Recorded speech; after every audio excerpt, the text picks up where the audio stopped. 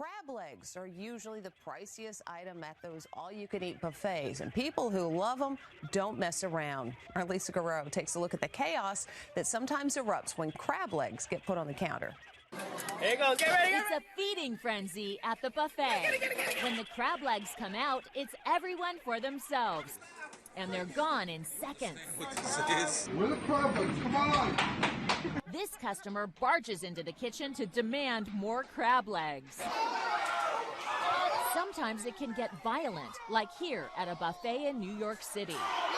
And in Alabama, this woman was charged with assaulting an elderly man when police say a fight broke out over crab legs. The man suffered a cut to his head. The mayhem caused by these crab legs is alarming. So now some restaurants are carefully dishing them out in order to cut down on the chaos. It's really sad to fight, to fight over something like that. Rocky Abdullah owns Le Grand Buffet in New Jersey. He says the star of his buffet is undoubtedly these guys, and the customers can't get enough of them. What have you done here at your restaurant to control people getting violent over crab legs? I just decided to move him behind the counter and give two to everybody, so you make everybody happy. But just for us, Rocky showed how fast the crabs go when they're put on the buffet. In 42 seconds, the legs are gone, and that's after only 3 customers. Because then one person takes everything. Right. And everybody start fighting about it. But most buffets offer self-serve crab legs. At this one in Queens, New York, as soon as the crabs are brought out, this guy is all over it. He scoops up the crab legs, then his buddy joins in to take more. Gonna leave any for anybody else? All right, so 2 guys took almost all the crab legs. And at this buffet a few miles away, watch these 2 guys go. A tray of crab legs is gone in seconds. We go crazy for crab legs. It's like a crab leg war out here.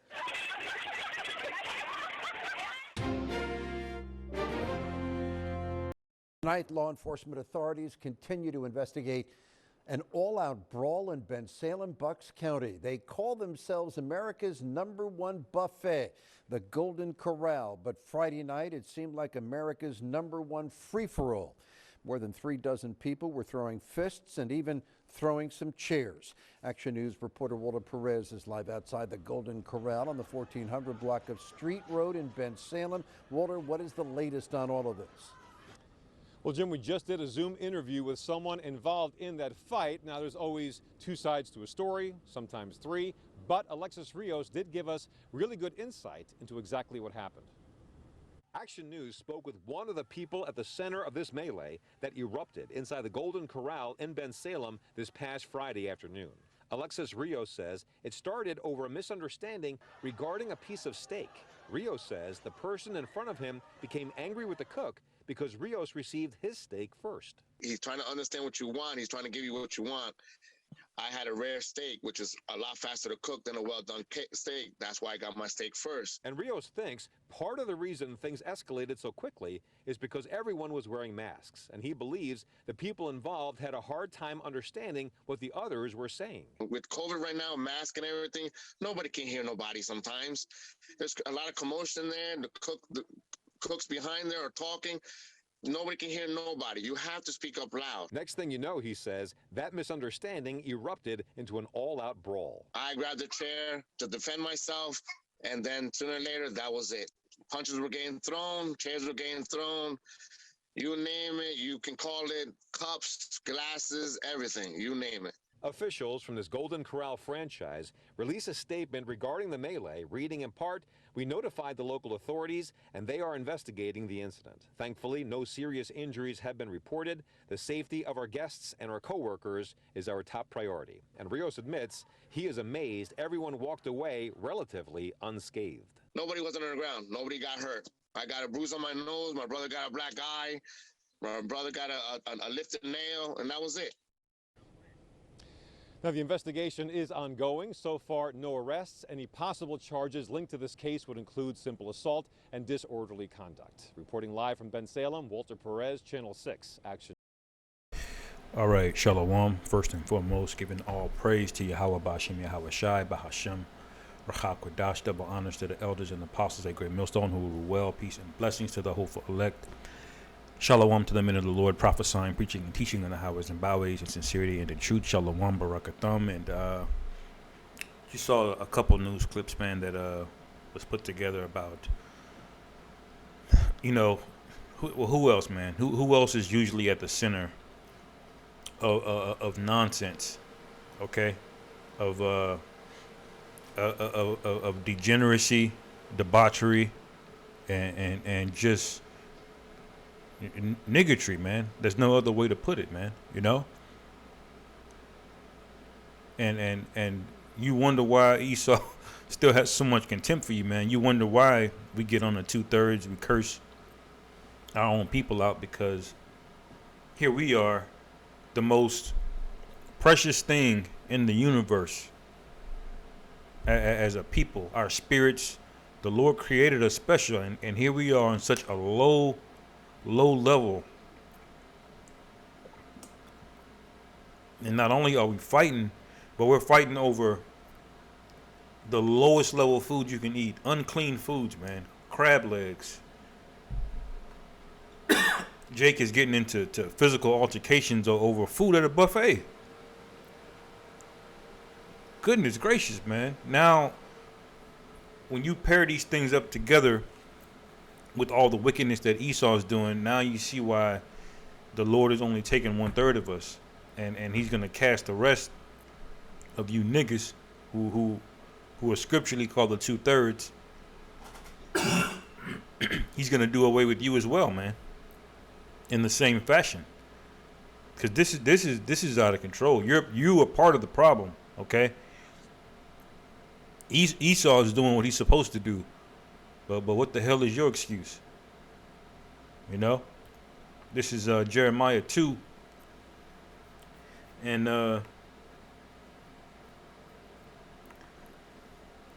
I'll just read verse 21. It says, "Yet I have planted thee a noble vine." What does noble mean, man? Let me get that word really quick, because that's the thing. I believe the root word is sharakwa, which means goes back to prince, I believe. A noble vine. I see shar there. Reddish, tawny. Looks like it's related to the vine. But it says a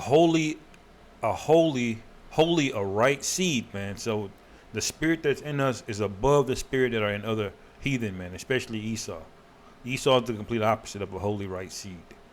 It says, "How then art thou turned into the degenerate plant of a strange vine unto me," man. So we were perverted, man. All right. Into degeneracy.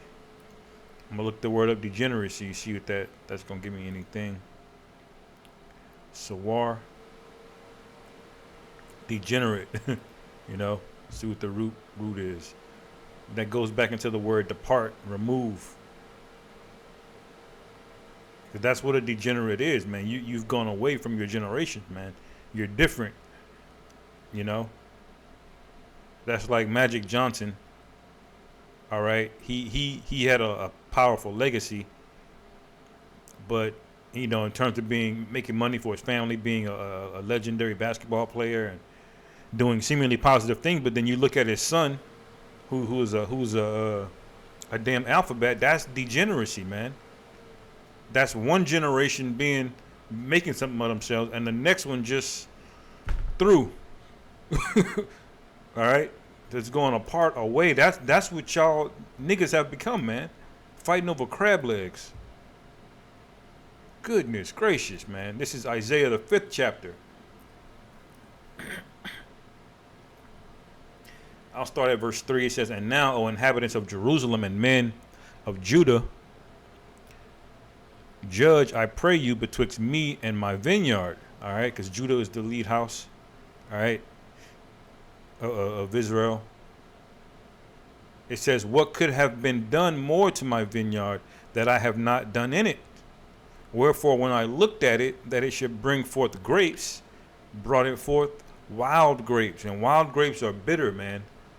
That's another form of degeneracy, because a grape is still a grape. It's the same gene line, but one is a much lesser quality. Okay, grapes are supposed to be inherently sweet, not bitter. And that's what you are, man. Jake, y'all are the wild grapes, man. These crab legs is alarming. So now some restaurants are carefully dishing them out in order to cut down on the chaos. It's really sad. Ridiculous. Look at Into the this. kitchen to demand. Our Lisa Garreau take at those all-you-can-eat Soon as they- buffets, and people come who on, man. love 'em don't mess around. Our Lisa Garreau takes a look at the chaos. Soon as he put it priciest out. item at those all-you-can-eat buffets, and people who love them don't mess around. That's why the scriptures say our people are destroyed from a lack of knowledge, man. Because y'all should know the crab is not something that you should be eating, man. But here you are, Esau. The witchcraft of this place is so powerful, man. Because here Esau's got you fighting over the thing that destroys you. He's convinced you that it's so valuable that you over there, you ready to destroy your own brother over it, man. Isaiah 5 verse 5, and now go to, I will tell you what I will do to my vineyard.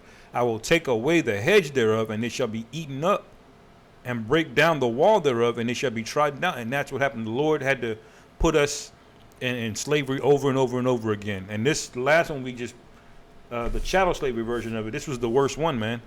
All right? Where Esau got to fully unleash his true wickedness on us. All right? Now Jake gets free of the chattel slavery, and what is he doing, man? More degeneracy. He's doubled down on it.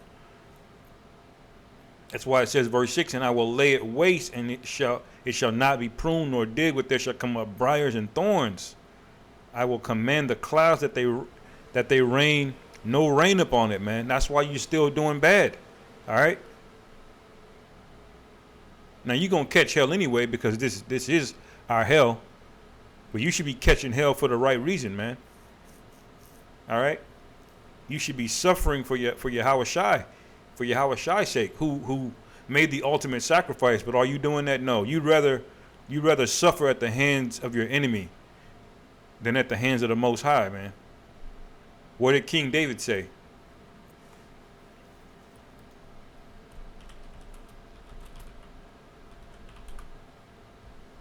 I believe that's in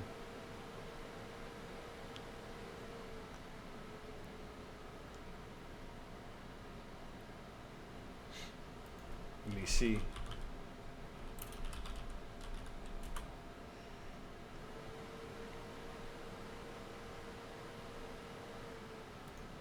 I believe that's in 2 Samuel 24. And I'm just rolling through the spirit.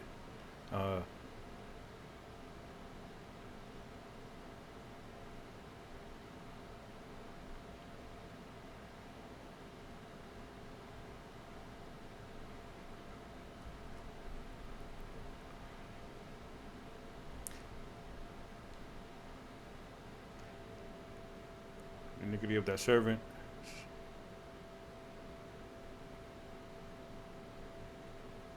Right. This is 2 Samuel 2:24 and 11. It says, for when David was come up in the morning, the word of the Lord Yahweh came unto the prophet Gad, the seer, David's seer, saying, go and say unto David, thus saith the Lord Yahweh, I offer thee 3 things. Choose thee one of them, that I may do it unto thee. Now, let's see what King David chose. All right. So Gad came to David and told him and said unto him, shall 7 years of famine come unto thee in thy land, or wilt thou flee 3 months before thine enemies while they pursue thee, or that they be 3 days pestilence in thy land? Now advise and see what answer shall I return to him that sent me. And David said unto Gad, I am in great strait. Let us fall now into the hand of the Lord Yahweh, for his mercies are great. Let me not fall into the hand of man. Okay? So we're in a situation like King David. We messed up, right? There's got to be a judgment for it. But you niggas choose to fall at the hands of your enemies instead of the hand of the Most High, who's merciful, man. See, the Lord's gonna have we're going through things and we're being chastised, so to speak. We're still under curses and brothers go do things, but ultimately the Lord is gonna have mercy on us if we continue to do the right thing. The Lord is gonna completely fuck you niggas up, man. All right, completely. Jeremiah 4. Let me see if there's more on that.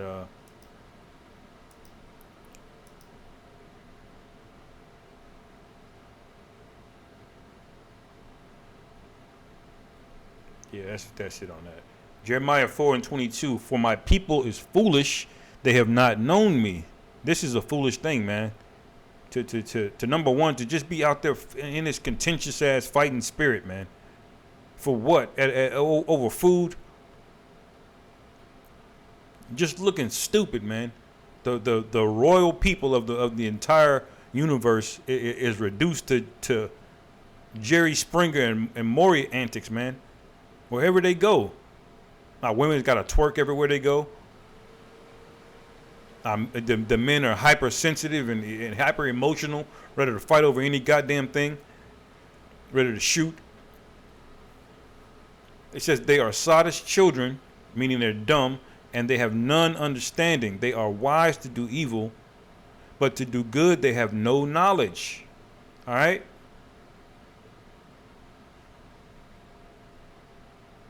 And that lack of knowledge, that ain't nothing you can do about that. The Lord set you up that way, man. You know? This is unacceptable, man.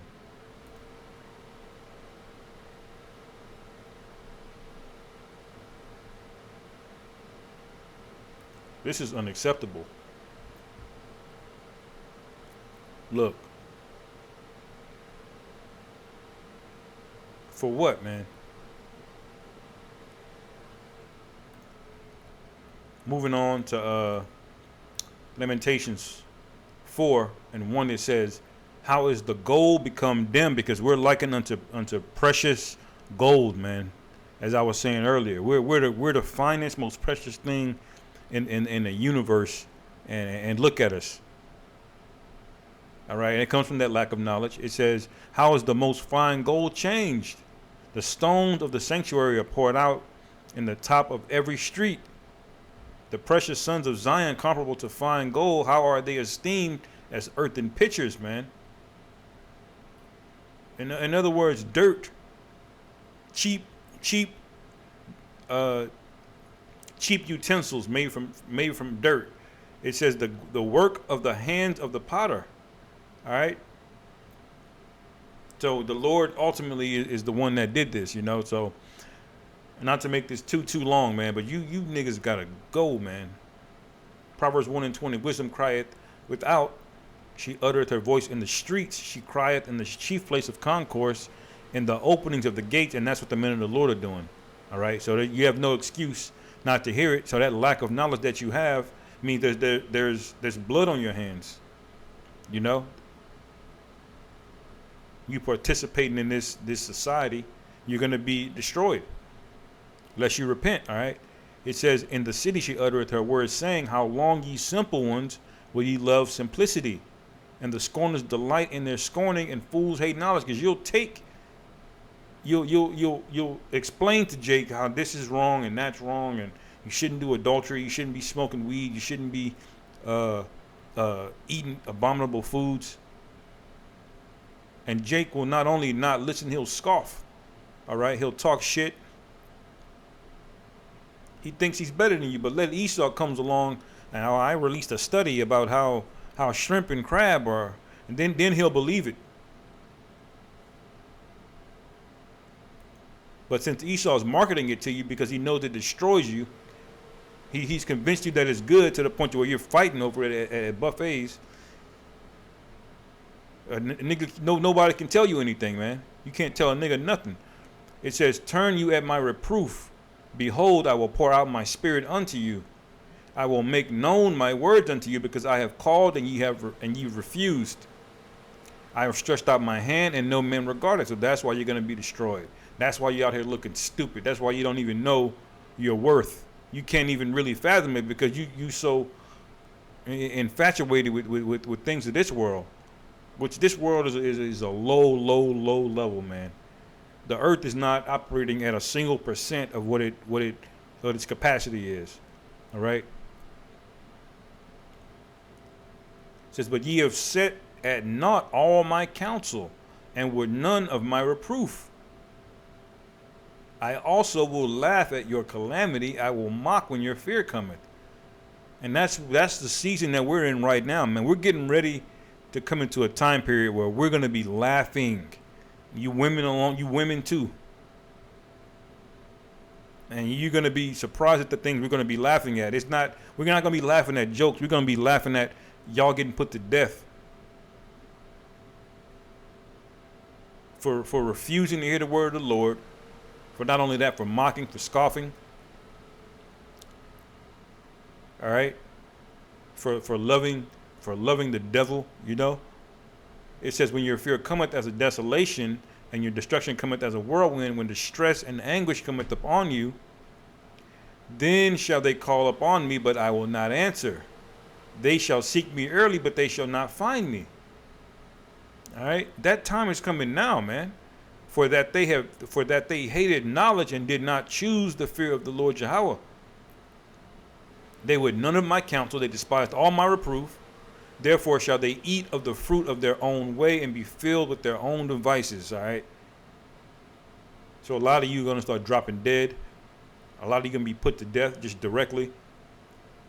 There's going to be horrific judgments coming out, man. All right. And the Most High is justified in doing it. Because how long have you done this, man? Over and every time you got delivered, you just went right back into niggardry. Some of you even put hands on the prophets. Every time. For the turning away of the simple shall slay them, and the prosperity of fools shall destroy them. Because you eating crab legs is likened unto you thinking that it's actually a delicacy. That it's actually a good food. You think Jake will look down on you because you're not eating crab legs, man. He thinks he's in prosperity, but he's eating something that is going to destroy him, man. Foolish.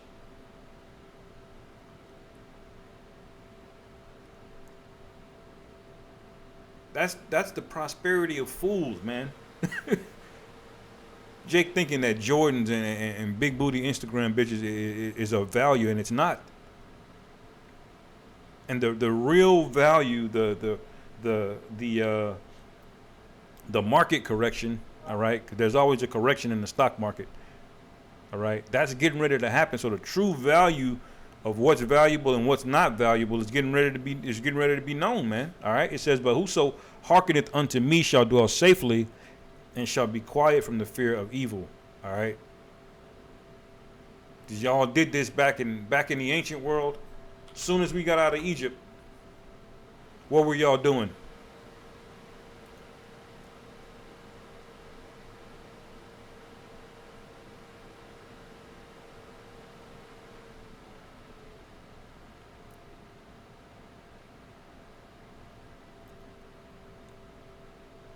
Deuteronomy 9:4, speak not thou in thine heart after the Lord Yahweh thy power hath cast them out from before thee. Talking about the sons of Anak when we were going in there to take the land from these tall ass Hamites, all right, saying, for my righteousness the Lord Yahweh hath brought me into to possess this land. So don't think that we got delivered because of you, because your righteousness is wickedness, really.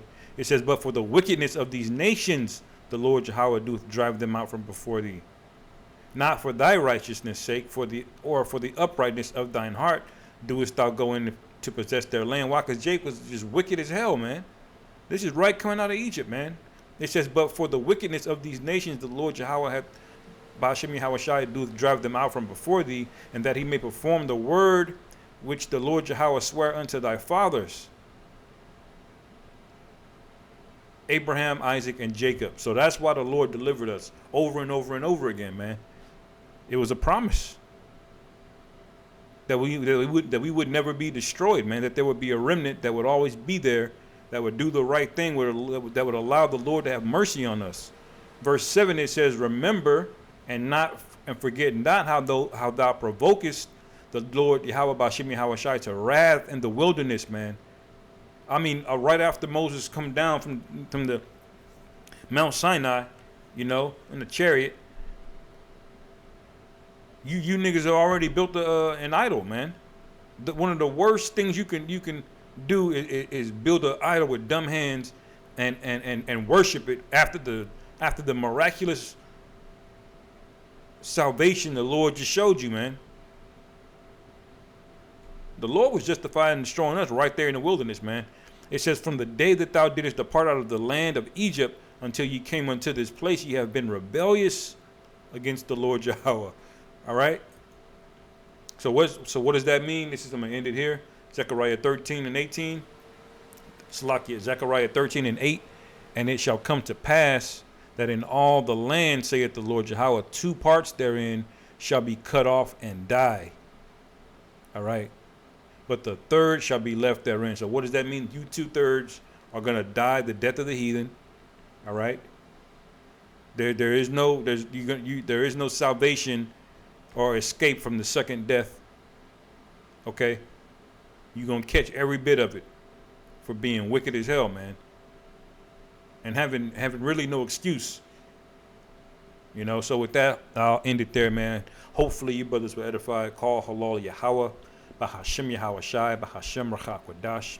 Wa Abba Babal. And Shalom.